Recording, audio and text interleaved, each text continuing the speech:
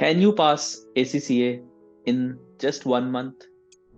Hello दोस्तों, क्या हाल है आप लोगों के? उम्मीद करता हूँ बहुत बढ़िया होगे। मैं भी बिल्कुल बढ़िया हूँ। आज फिर मैं और पलक आपके साथ हैं और हम आपको ये बताना चाहते हैं कि अब जो टाइम बचा हुआ है, मतलब 1 महीने सवा महीने का, क्या आप उसमें ACCA पास कर सकते हैं? चलिए पलक के पास चलते हैं। Welcome Palak. Thank you Satyarth and ये इशू जो है दिस मैसेज हम हर सोशल मीडिया पे, not only me, not only you, every tutor, in even absolutely. LinkedIn पे स्टूडेंट्स जो हैं ये मैसेजेस जो हैं कर रहे हैं, because it's the time for booking your ACC exams. 29th जैसे कि लास्ट डेट है, एंड सभी स्टूडेंट्स जो कि थोड़े से डाइसी हैं उनके यही मैसेजेस आ रहे हैं कि मैम, इस टाइम पीरियड में क्या ये पॉसिबल है if we are starting from the scratch. Right. तो ये बड़ा ही मतलब एक ऐसा क्वेश्चन है जिसे या हिंदी में कहते हैं यक्ष प्रश्न, कि क्या अब हो सकता है, पॉसिबल है। तो मैं आपको बताता हूँ कि मैं अपनी जर्नी के बारे में आपको बताता हूँ कि मेरा 13 जनवरी को रिजल्ट आया था। मैं अपने प्रोफेशनल एग्जाम्स की बात कर रहा हूँ। तो आप अगर पी लेवल पर हो, अगर आप स्किल लेवल पर हो, तो आप don't worry. Even P level में आपको बता सकता हूँ कि मैं 13 जनवरी को रिजल्ट आया था। आई वॉज क्लूलेस कि मुझे अब क्या करना चाहिए।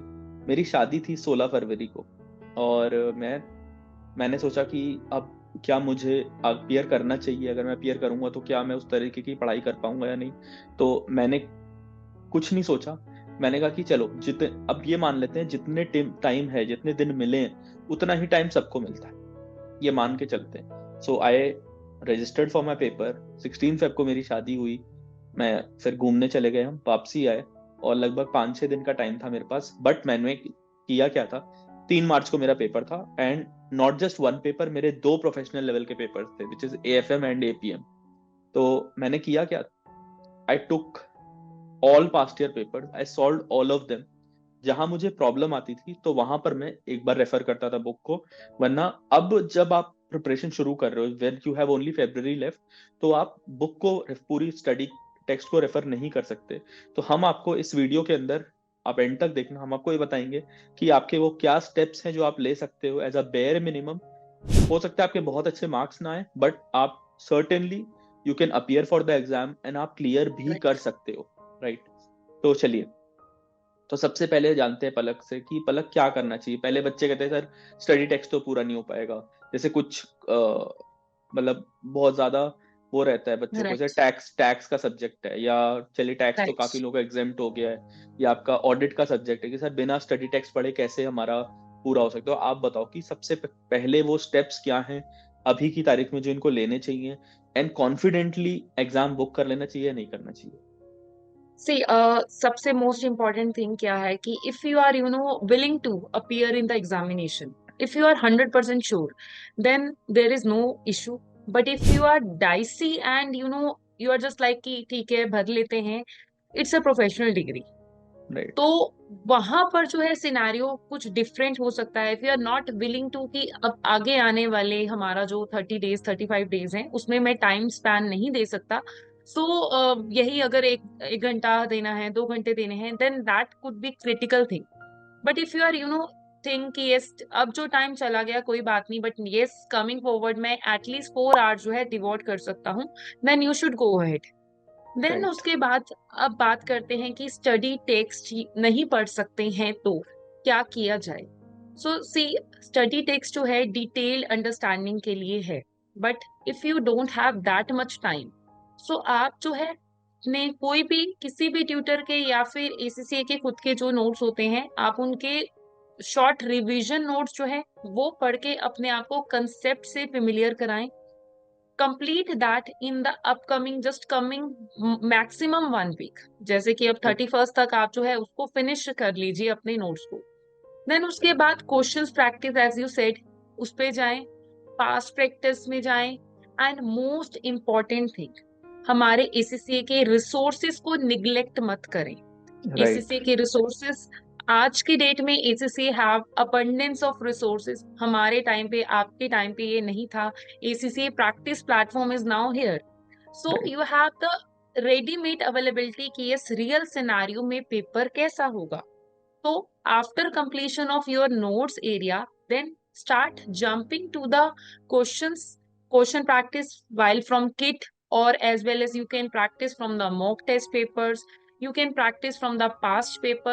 Also you have the options of ACC examiner reports, right? वहां पर आप क्या राइट करें, सबसे पहले मॉक टेस्ट अटेम्प्ट करें, एंड देन उसी मॉक टेस्ट का आप एक बार एग्जामिनर रिपोर्ट पढ़ें, ठीक?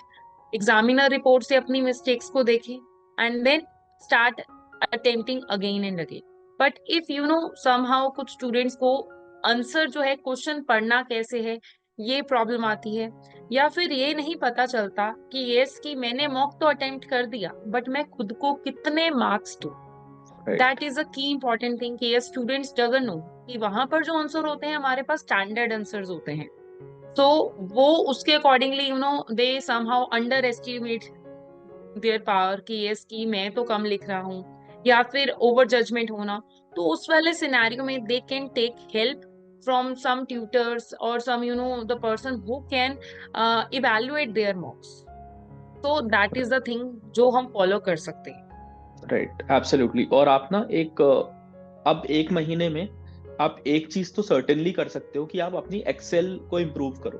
आप अपनी एक्सेल राइट. वर्ड पे जो टाइपिंग की जो आपकी सबसे बड़ी, मुझे लगता है कि पेपर खत्म करने की, कुछ पेपर्स अगर मैं देखूं, जैसे एसबीएल का पेपर हो गया, ऑडिट का पेपर हो गया, ठीक है, तो इन पेपर्स के अंदर मुझे लगता है पेपर फिनिश करने के, ट्रिपल ए का पेपर, एपीएम का पेपर हो गया, तो इन पेपर्स के अंदर आपको पेपर खत्म करना मुश्किल हो जाता है. तो राइट. मुझे जो एक चीज लगती है बहुत इंपॉर्टेंट कि वो ये है कि आपको अपना ये जो बचा हुआ एक महीना है, आपको प्रैक्टिस इट. स्टडी हब पे जा करके एक एक क्वेश्चन कोशिश करो जितना हो सके उतने क्वेश्चन, और शॉर्ट राइट. फॉर्म में जो आपके रिवीजन वीडियोस हैं अगले एक हफ्ते में उनको पूरे कर लो शॉर्ट फॉर्म में, ठीक है, जो कंसेप्ट आपका पूरा हो जाए.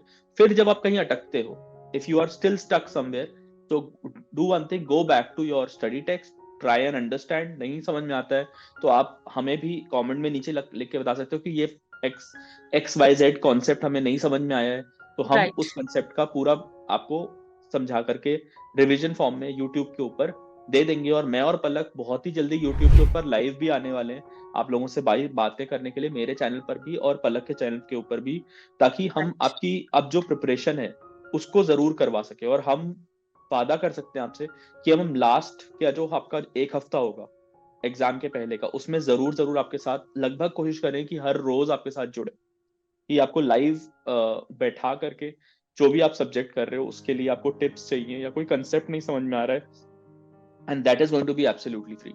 तो आप प्लीज हमारे यूट्यूब पर जितना ज्यादा से ज्यादा सब्सक्राइब करो, अपने दोस्तों के साथ शेयर करो और लाइक करो इसको, so that everyone is benefited, and we are definitely planning for multiple live sessions on YouTube. तो आप प्लीज आकर के प्लीज इस चैनल्स को, हमारे दोनों के चैनल्स को सब्सक्राइब जरूर करें. राइट. और मैं आपको कुछ टिप्स दूंगा कि जो आपकी स्टडी किट है, ठीक है, जो आपकी एक्चुअली किट होती है वो बहुत इंपॉर्टेंट चीज है. अगर आपने किट भी खत्म कर ली 15 दिन में तो आप ये समझ लो कि बेड़ा पार हो जाएगा, ठीक है. You will win more than 60-70% of the battle अगर आपने किट खत्म कर ली है. तो किट बहुत इंपॉर्टेंट है. जरूरी नहीं है कि आपको किट के सारे क्वेश्चंस एकदम बिल्कुल एक्सपर्ट की तरह आ जाए, but at least try to answer 60-70%. कुछ जगह मैं समझ सकता हूँ कि आप फंसोगे, ठीक है, और जहां पर भी फंसो प्लीज आकर के हमें कमेंट में बताओ कि मैं यहाँ पे फंस गया हूँ, तो हम शायद लाइव आकर के या एक वीडियो के माध्यम से आपकी मदद कर पाए. Right. So I think that's what we wanted to tell you कि अभी भी टाइम है और बिल्कुल करा जा सकता है. क्यों पलक? यस, एब्सोल्युटली कर सकते हैं. मैंने खुद भी when I cleared my last 2 to 3 papers, I was working at that time. So work के साथ जो है चीजें मैनेज नहीं हो पाती हैं, and most of the student have these queries कि मैम हमारी जॉब पे छुट्टी नहीं मिलेगी, राइट लास्ट के 2 या 3 दिन का ऑफ मिलेगा. सो कैसे इसको मैनेज करें? So the best thing is you should have a planner right now कि राइट आने वाले एब्सोल्युटली 30-35 डेज में मुझे क्या करना है. And absolutely. एटलीस्ट दिन में 4 घंटे देना with job is not a so हाँ tricky thing. बिल्कुल You can manage बिल्कुल. that. You can and you can manage tell that your 2 hours employer in the कि morning, 2 hours in the night time. So right that regime you can follow. If you can't give 4 hours consistently together, you should divide that time period कि yes इतना right time मैंने दिन में देना है, इतना time मैंने रात में देना है. So absolutely. ऐसे regime follow करें, planner बनाएं. एक एक घंटे का भी अगर आप टाइम दे सकते हो 4 बार दिन में तो बहुत आपके लिए काफी होगा. Right. आप डेफिनेटली पढ़ सकते हो अपना एसीसीए को, जो भी पेपर दे रहे हो वो उसमें क्लियर भी कर सकते हो। अच्छा, कुछ बच्चों की इश्यूज आ रहे हैं, मैं जहाँ तक कि ट्यूटर ग्रुप से और बाकी जगह पे भी बात कर पा रहा हूँ, कुछ बच्चों की एग्जाम सीट्स को लेकर के इश्यूज आ रहे हैं, ठीक है। तो राइट। हाँ, exam seats are not enough, which is in a way कुछ अच्छा भी है इसमें, that the number of people who are now coming to ACCA is much more, या but the problem is ACCA certainly was not prepared for those many seats। तो इन्होंने कुछ सीटें तो बढ़ाई हैं बैंगलोर के सेंटर में, कोची के सेंटर में, बट इनफ सीट्स राइट। नहीं है। तो आप लोग कोशिश करें कि आप होम बेस्ड एग्जाम या रिमोट एग्जाम दें। अगर आपके पास एक अच्छा इंटरनेट कनेक्शन है तो आपको इतना ज्यादा ट्रैवल करने की भी जरूरत नहीं है। ट्रैवल से भी कहीं ना कहीं एंग्जाइटी ज्यादा होती है। तो मैं हमेशा अपने सारे स्टूडेंट्स को बोलता हूँ कि आप होम बेस्ड एग्जाम दो, that which is the best thing to do, right. ठीक है, so that's it guys, that's what we want to talk to you, and we'll see you next time. Till then, bye bye, take care. या thank you guys.